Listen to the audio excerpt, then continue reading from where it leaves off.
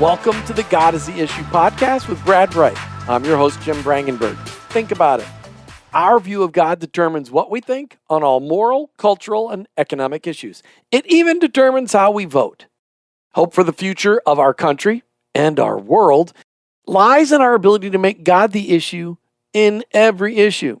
Today, we're going to be talking about knowing your enemy, our enemy, as the third rule of social change. Brad Wright, thanks for being with us today. Great to be here, Jim. All right. So, Brad, why are we talking about enemies today? Well, you kind of got to know your enemy. I know sometimes it can be an uncomfortable conversation, especially as Christians, because we want to love everybody, right? If you love everybody, sometimes you're like, oh, they're not really my enemy. Well, actually, as followers of Jesus, there are people who want to take us out. There are people who want to silence us. And so we've got to talk about the reality of what that means and who those people are. Okay, but did he talk about enemies? What did Jesus say? Well, Jesus said we would have enemies, right? He said we'd have enemies. He said, you're not greater than your masters. They hated me. They're going to hate you. By definition, if someone hates you, they're kind of your enemy, right? Whether you want it to be or not, that they are. Did Peter have enemies? Did Peter have enemies? Yeah, oh, yeah, he did. I think he had enemies. Did the Apostle Paul have enemies? Yeah. Did Jesus have enemies? Yeah, they killed him. So all these guys have enemies. We have enemies too. Secondly, Jesus said, love your enemies. Oh, what's the implication of that? The implication is, folks, you're going to have enemies. And when you do, I want you to love them. So the clear implication of Jesus' statement there, we're going to have enemies. And then, but on top of that, Jesus said, but I want you to be shrewd as a snake, not only innocent as a dove, but I want you to be as shrewd as a snake. Now then, let me ask you a question. If you don't know who your enemy is and you don't know anything about him, is that being shrewd?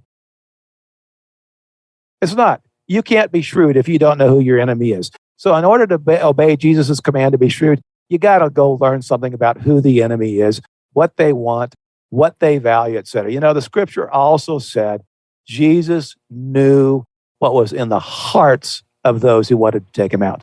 Jesus knew what was in the hearts of those who wanted to take him out. So if Jesus knew that, maybe we should make a little bit of effort to figure that out ourselves. That's the point is, it's not because we want to do them harm, but because we want to be shrewd. So you're saying it's important that we know our enemies so we can be shrewd, so we can love them. Are we just talking about personal enemies or enemies of the Christian faith? Oh, no. We're not talking about personal enemies. Some people may want to make it personal, but we're talking about people who hate us because we love Jesus. That's really the bottom line. Those who are fighting against God. The only reason they should hate us is because we love Jesus. If they hate us because we love Jesus, then we just keep on loving them.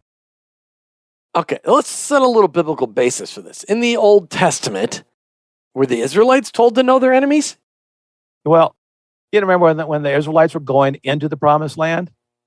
What did God tell them to do? He said, send spies in, go spy out the land. And so they did.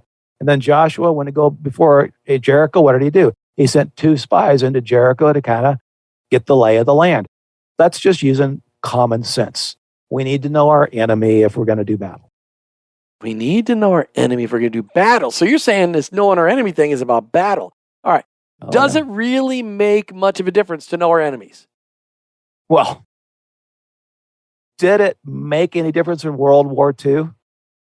Remember what happened at Pearl Harbor? We got hammered. Why? Well, the Japanese had shortly before then changed all their codes. And so we could not figure out what they were going to do and when they were going to do it. We knew something was coming sometime, but we didn't know when and where, and we got hammered. On the other hand, when we invaded Normandy, we had broke the German code. We'd broken it. We knew where all the Germans were going to be. We knew where their weak points were, and so that is where we invaded at Normandy, and that's why we were successful, is because we could exploit the weak points in the German line.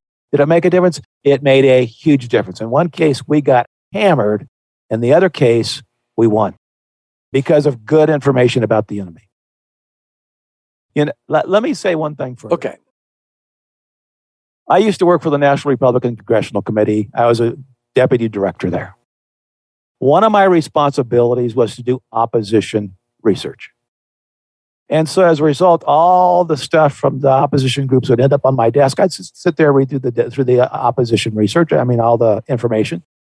And based on that, I knew where our opponents were going to be 6 months from today, what they're going to be saying 6 months from today.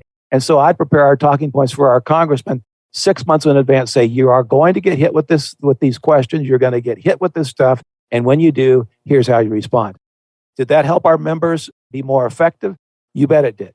See, that's just a practical way of when you know your enemy, you can prepare. All right, so what do we know about the enemies of Christianity today? Who are they? Well, they're all out there, but some of the homosexual lobbies, they're clearly enemies. Why do we know that? Because they're trying to shut down our religious speech. Now, here's a question for you. How did the homosexuals go from being virtual outcasts in culture 30 years ago to now being really in the catbird seat? Do you know how they did that? They had a written plan. Most people, one, never crossed their mind did they have a plan, and much less know that there was. And today, if you want to go read it, go online. It was a book. It was entitled After the Ball. After the Ball, How America Will Conquer Its Hatred of Gays in the 90s. Written by two marketing guys who were brilliant marketing guys. They are homosexuals. And it was a brilliant, brilliant marketing plan. They had a plan. They worked the plan. And today, homosexuality has been mainstreamed. And yet most people don't know it was because of a written, deliberate plan that you can go buy today online. You can go buy used copies of After the Ball. All right. Are there any other enemies we should know about? Well, Muslims. Not that Muslims are bad people, but we fundamentally disagree about the nature of God. And that makes a real difference. Christianity, we believe God's preeminent attribute is his holiness. But in Islam, they believe Allah has 99 attributes, and his preeminent attribute is his power. Now, that has huge implications for how we deal with Muslims, especially on an international level. If you don't understand that Muslims believe Allah's greatest attribute, his preeminent attribute is his power, you don't understand Muslims. And you don't understand how to deal with Muslims. You see, look at Barack Obama and Donald Trump, right? This isn't to hold one up or to put the other down. Barack Obama, I'm sure, was a nice guy. I didn't know him personally. But Barack Obama was a nice guy, and yet he drew a red line in the sand and he blinked. Donald Trump drew a red line in the sand with Jerusalem, said, we're going to acknowledge Jerusalem as the capital of Israel. And despite incredible pressure, he acknowledged it. Now, then the Muslim world saw this and they said, okay, Barack Obama, he may have power, but he's not willing to use it. Donald Trump, on the other hand, he has power and he knows what to do with it. And so they respected Donald Trump. Not necessarily they liked him, but they respected him. So what was the result? Donald Trump achieved much of the holy grail of Middle East foreign policy. He got 4 Muslim nations to agree to make a treaty with Israel. How many did Barack Obama get done? 0. Why? Donald Trump wielded power effectively. Barack Obama, he blinked. And that made all the difference that needed to be done in the Muslim world as to whether they would follow Barack Obama versus Donald Trump. It wasn't about whether they were nice guys or not. It was about, did they understand how to wield power? Because Muslims respect power. Not that they fear it like us too, but they also respect it because of Allah. When we come back, lots more in this conversation of knowing your enemies. Who are our enemies today? That's where we're going next. You're listening to the God is the Issue podcast with Brad Wright. We'll be right back. Want to know more about how you can make God the issue in every issue? Get your copy of Brad's book, God is the Issue. Now in its 3rd edition, you can get your ebook copy at brightmedia.org. Even better, if you subscribe to this podcast, you'll receive a coupon for 1 free download of God is the Issue ebook. Go to brightmedia.org, that's brightmedia.org, and get God is the Issue ebook today.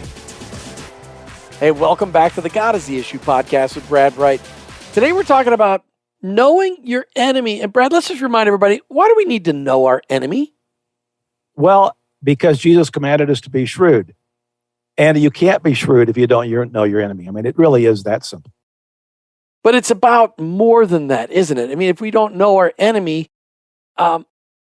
we can't bring about social change, right? I mean, this is about impacting our culture. So why do we, help flesh this out a little bit more for us. I mean, not only can we bring about social change, but we can't be effective ministers of the gospel. If I don't know who I'm talking to, how am I going to know how to talk to that person? One of the things I love to do is before I even present the gospel is take 30 minutes just talking with the person, understanding who they are, what they think, and how they think about God, because then it allows me to really address the issues that are pertinent to them, pertinent about their view of God. It's far more effective. So whether it's talking about the gospel or talking about how we bring back God back into the culture, we need to know who our enemy is so we know how to engage that conversation. All right, I'm going to reiterate a point to make sure we get it out. As followers of Jesus, are we supposed to focus on our enemies? I thought we were just supposed to love our enemies. Well, it's not an either or, is it? And point is, we don't focus on our enemies, but we don't ignore them either. They're there. We have to understand who they are in order to be effective. But focus on them now. We focus on Jesus. We focus on moving our agenda forward. It's like Jesus used the parable of the wheat and the tares. Jesus said, focus on growing the wheat, not on pulling the tares up. So our focus is on growing the wheat, on moving forward, but we still need to know who our enemy is in order to be effective. All right, so who were the enemies of Jesus then? Well, the Sadducees, the Pharisees, the lawyers, the educated, the powerful. The powerful were Jesus' enemies. And how do we know that? Well, because not only did they try to kill him, they did kill him. And they were opposing him at every turn they possibly could. They were trying to take him out of the knees. And finally, because they couldn't perceptually take him out, they literally took him out. Fortunately, he didn't stay there. But so he had enemies. And Jesus said, that's why Jesus said, love your enemies. He acknowledged we have enemies out there, that he had enemies, and that therefore we will too. All right, so, if you read your scriptures, you know that the Pharisees and Sadducees, they weren't exactly Jesus' best friends, for sure. He had some Pharisees that he eventually won over, but who did Jesus say our enemy is, and why is that important to note? Well, our enemy is the enemy of our soul. It is Satan. He is the enemy of our soul, and he really is the instigator of everything evil in this world. So he is our primary enemy. But again, we need to understand how he operates, and that's why we need to be reading, like what's the C.S. Lewis's book on wormwood, the screw tape letters. I drew a blank there for a moment. It's a great way of Lewis really kind of fleshes out how the enemy works, and he does it kind of in a fun way with screw tape and wormwood. But it's a good book to read just so you understand how the enemy works. And we need to know that, but we don't focus on it. What did Jesus have, though, to say about our enemy? Well, he said he's trying to destroy our souls. That is what our enemy does. He's out to destroy us. So this is not we are in a war. We're in a real war. It's a spiritual war, though. No, I guess I was just thinking about John 15, what he said in John 15, 18, and 19. He said, if the world hates you, remember, it hated me first. If the world would love you as one of its own if you belong to it, but you're no longer part of this world. I choose you to come out of the world. So the world is our enemy because Satan influences this world. I just think it's so important to know that, because that should make you feel good. If the world hates you, that means you're doing something Jesus said you would do. All right. He said, the world hates you. Remember, it hated me first. So talk to me about the world, Brad. Who is the world today? Oh, who is the world today? Let's see. Those who hate the Bible and that say the Bible is hate speech, right? That's saying God has nothing to do with it. Those who fire coaches for praying. Those who drag bakers and florists and fire chiefs into court because they actually believe the Bible is true and they're willing to talk about it and live it out each day. Those who say liquor stores are more important than churches. Remember that? That's been very recent history. And those who say gay rights trump religious freedom. I mean, I'm just being real honest here. And it's bottom line, those who are trying to rip God out of the culture, who try to censor religious speech. Those people really are our enemies. Not that we hate them, but they are our enemies, and we need to acknowledge that. And I think that's really important. Whenever you have a conversation with a Christian, it's easy to get riled up and angry and go like, well, I hate these people because they're my enemies. But that's not what Jesus said. I mean, he said to know our enemies, but he also said then to love our enemies. Love them. And before we close out the segment, why don't we just ask that question? It's a little bit off track, but why are we supposed to love our enemies? Well, are we going to return hate for hate? I mean, hate for hate will not accomplish anything. It doesn't. It's just a huge spitting match, right? We're to love our enemies. Why? We ultimately want to help them begin a relationship with the living God. Mm. I mean, that is what we're called to do, is to give people that opportunity. And if we hate them, we're never going to give them that opportunity, are we? No, we are not. So, are there enemies within organized religion today? Are there enemies within Christianity today? Let's see. Are there any folks who are in the pulpit who say the scripture's not inspired? Jesus didn't really rise from the dead, that he's not really God. God doesn't really mean what he says. Well, I know the Bible says that, but that's not what God really meant. Are there people that do that? Are there those that teach that God is love and then conveniently leave out that God is also holy? I mean, that creates a very lopsided view of God. That God is Santa Claus rather than a judge with a heart. God is not Santa Claus. God is a judge. But fortunately for him, God is a judge with a heart of compassion. But he never minimizes our sin. He says, no, I forgive you if we repent. So we can go through all this. Even people, the clergy that teach that you can please God by good works. Scripture is very clear. No, you can't. Right. You please God by faith. And so there's a lot of these people that out there's a lot of clergy that really do preach a false gospel. And they're probably more dangerous than the people who will overtly come in at us. As C.S. Lewis said, bent people are more dangerous to us than broken people. And on that, we'll close out this segment of the God is the Issue podcast as we talk about knowing your enemy. When we come back, we're going to make God the issue in this issue. You're listening to God is the Issue with Brad Bright. We'll be right back. Brad Bright travels the country speaking and training people how to make God the issue in every issue. Go to brightmedia.org, that's brightmedia.org, to find out how you can bring Brad's highly interactive workshop to your area. It's fun, engaging, and most important, it will help make you more effective in making God the issue in every issue.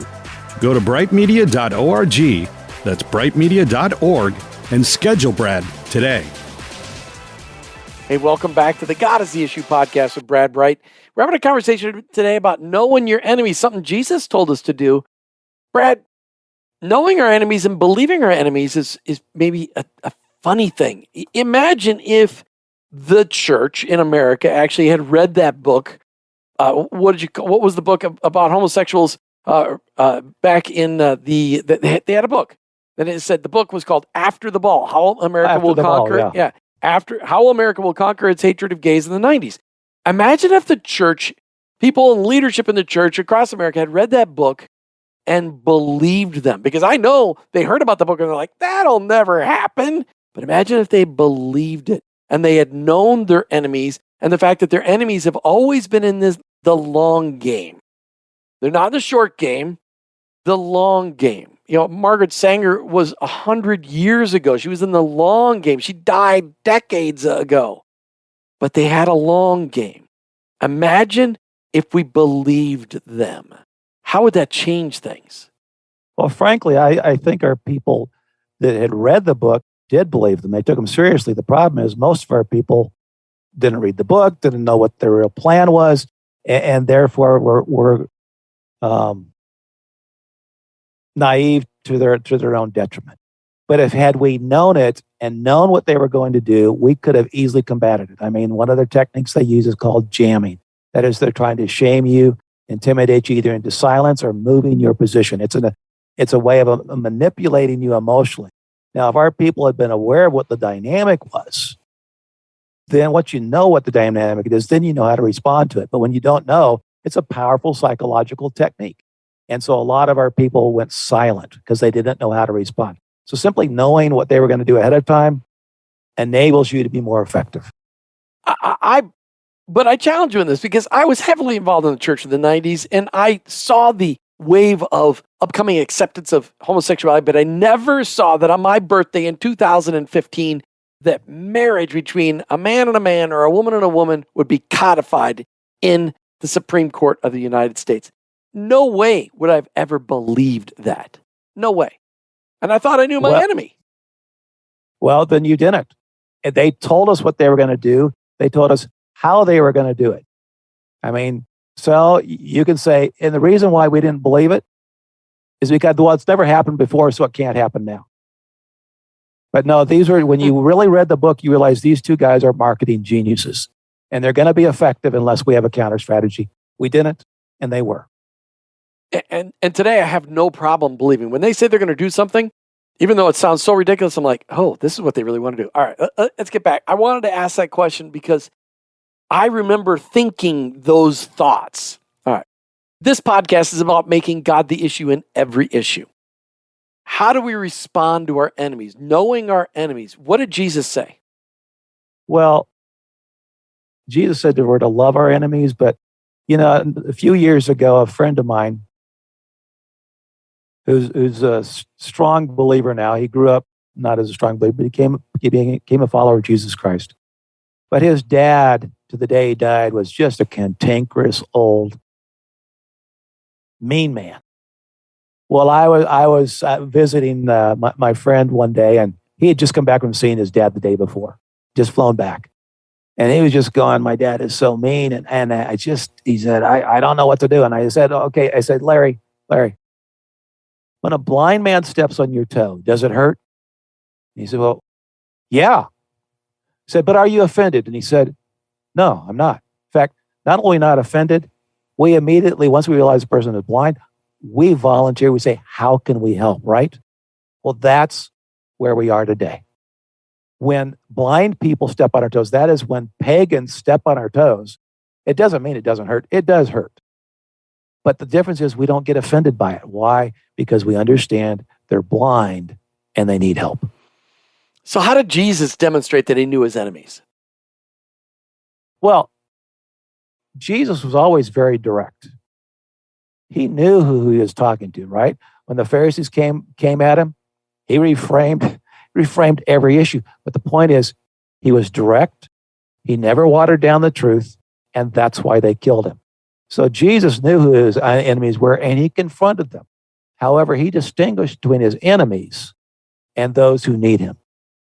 He clearly distinguished between those two groups because he didn't spend waste a lot of his time trying to convince those who hated him to like him. But he would stop and talk with anyone who wanted to listen. And you see Jesus' ministry, you see a very strong dichotomy there between the two groups. And what about the Apostle Paul? How did he respond to his enemies? Well, again, he was very clear. He made them, on the front end, he'd make the message very, very clear. If they rejected his message, he gave them a warning. Why did he give them a warning? He gave them a warning because he loved them. But then he would withdraw and focus on those who had accepted Christ. He focused on growing the wheat rather than on pulling the weeds. You know, it's the same thing Jesus modeled. You focus on growing the wheat. And Jesus told us to focus on growing the wheat. Okay, but both Paul and Jesus said they said we're supposed to love our enemies. Can you explain their perspective? Well, and you need to understand what they meant by love. By love, they didn't say, give him what he wants. Give her what she wants. By love, they asked the question, what does this person need from me? What does this person need to hear? Do they need to hear the unadulterated truth? No ifs, ands, or buts? Or do they need me to reach in and touch a hurt in their life and come alongside of them in the midst of their hurt and pain? See, Their goal was to always give the person in front of them what that person needed Right. to be done, needed to hear. And You know, let me just say, what did that look like? Oh, with the wealthy, he oftentimes, the powerful, really, he drew a line in the sand, didn't he? With women, he lifted them up. And he gave them value, which they didn't have in that culture. The downtrodden, he lifted them up. With seekers, he gave them answers, and that's what it looked like. I love that. That's good. Those are good reminders. All right. So, in light of all of this information, how should we be responding to our enemies today? What are some of the things? I mean, you just said it, but just say it again, because this is a tough concept. Loving your enemies, knowing your enemies. I got things I'd rather do. Yeah. Well, again, love means we give them what they need, not what they want. Sometimes those are two very different things, but what they need. We then invest in those who respond to the love of God and the message of God. We begin to invest in their lives. But we don't waste a lot of time fighting with our enemies. Jesus didn't waste a lot of time doing that. Paul didn't waste a lot of time doing that. Peter didn't waste a lot of time doing that. They always made the message very, very clear. And they were always willing to engage with people who wanted to engage. But they didn't waste their time fighting their enemies. They looked for those whom God was drawing their heart, and they invested in them. Okay, so let's say we put this into practice. Knowing our enemies and loving our enemies, how do you think this approach, making God the issue in this issue of our enemies, how will it impact our culture? What do you think? Well, here's what we're offering people. We're offering people peace with God. We're offering people peace. Do we live in a culture full of alienation? Oh, we do. People are alienated all over the place. I mean, Uvalde, violence. That alienation caused Salvador Ramos to act out in violence. Suicide today. Look at suicide. Talk about alienation from ourselves. Suicide is the third biggest killer of 10-year-olds today. 10-year-olds. Alienation just permeates our culture. Do we have turbulent relationships? I mean, what do we just see? Johnny Depp and Amber Heard, right? And they were going after each other in court, in public, and they were destroying each other publicly. Were they alienated? Yeah, they were alienated from each other because of their own sinful natures. And you look at divorce today, inside, outside the church, it is rampant. Why? Because of alienation. God offers peace. And that is what we have to offer this culture. Jesus said, peace I give you. And it's internal peace, not this external peace that says you don't have problems. No, Jesus said you're going to have problems. But my peace, I give you that internal peace. I can remember 1983, I was with my dad, big event in Kansas City, probably, 5 or 10,000 students sitting in an auditorium. And a person came up and said, Dr. Bright, you have a call. And he went and took the call, and I watched his face. And he started bawling. But I saw something I've never forgotten. I saw incredible sorrow and incredible joy on his face at the exact same moment. You see, the call was, Dr. Bright, your mother just passed away. My dad loved his mother. So talk about incredible sorrow, but at the same time, God flooded his heart with peace. And I saw those two emotions on his face at the exact same time. It was an amazing experience to see those two emotions cohabit the same person at the same moment. See, that's the peace of God in the midst of our sorrows. He comes and gives us his peace. Can you imagine if our culture could begin to experience the peace that Jesus promised? Would it change our culture? Yeah. Would it take care of the violence? You bet. Would it take care of the divorce rate? You bet. Would it take care of all the angst in culture? Yeah. Yeah, it would. See, we have something to offer the culture that the culture doesn't have. And it's the peace that passes all understanding.